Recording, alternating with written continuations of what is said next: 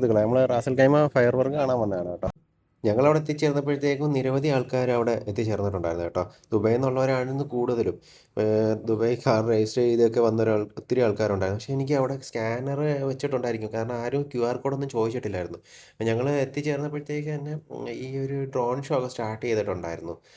പിന്നെ അതുപോലെ ഈ ഒരു ഫയർ വർക്ക് കാണാൻ വേണ്ടിയിട്ട് ദുബായിൽ നിന്ന് വന്നവർ പലരും റോഡിൽ കുടുങ്ങിപ്പോവുകയും ആ ട്രാഫിക്കിനകത്ത് കുടുങ്ങിപ്പോവുകയും കാണാൻ പറ്റാതെ വഴി കിടക്കുകയൊക്കെ ചെയ്തിട്ടുണ്ടായിരുന്നു ഒരുപാട് ആൾക്കാർ. അങ്ങനെ എൻ്റെ കുറേ ഫ്രണ്ട്സൊക്കെ തിരിച്ചു പോയിട്ടുണ്ടായിരുന്നു തുടക്കത്തിൽ.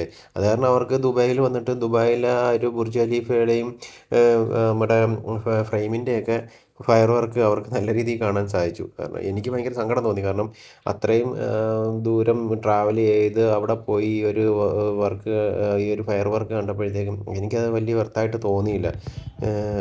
കാരണം ഒരുപാട് പേര് ഇവിടുത്തെ ദുബായിലെ വീഡിയോസൊക്കെ ഷെയർ ചെയ്തിരിക്കുന്നത് കണ്ടപ്പോൾ സങ്കടം തോന്നി. കാരണം അങ്ങോട്ട് പോകേണ്ടിയിരുന്നില്ല, ഇത് കണ്ടാൽ മതിയായിരുന്നല്ലോ എന്ന് വിചാരിച്ചു. കാരണം നമ്മൾ ഈ വീഡിയോ കാണുന്ന ഈ ഒരു ഇത്രയും ഭാഗത്ത് മാത്രമേ ഉണ്ടായിരുന്നുള്ളൂ ആ ഒരു ഫയർ വർക്ക്. ദൂരെ നിന്ന് നമുക്ക് കാണാൻ പറ്റും ഇത്ര തന്നെ, അല്ലാതെ വേറെ അടുത്ത് പോയി നിന്നൊന്നും ഒരു ഗുണമില്ല. പക്ഷേ നമ്മൾ ബുർജ് ഖലീഫയിലോ അല്ലെങ്കിൽ ഫ്രെയിമിലൊക്കെ പോയി നിന്ന് കാണുവാണെങ്കിൽ അടുത്ത് നിൽക്കുമ്പോൾ തന്നെ നമുക്ക് ആ ഒരു ഫീല് മനസ്സിലാവും. ഏറ്റവും കൂടുതലും ഫയർ വർക്ക് നടന്നതെന്ന് എനിക്ക് വന്നത് നമ്മുടെ കറാമയിലായിരുന്നു. കറാമയിലുള്ള ആൾക്കാരെല്ലാം അടിച്ചു പൊളിച്ചെന്നാണ് ഞാൻ കേട്ടത്. ഇഷ്ടംപോലെ പരിപാടികൾ അവിടെ ഉണ്ടായിരുന്നു. സങ്കടം തോന്നി കേട്ടോ, ഇത്രയും ദൂരെ യാത്ര ചെയ്ത് ആ ഒരു വർക്ക് കണ്ടിട്ട് എനിക്ക് അത്ര സാറ്റിസ്ഫൈഡ് അല്ലായിരുന്നു ഈ ഒരു ന്യൂ ഇയറിൽ ഈ ഒരു നൈറ്റ്.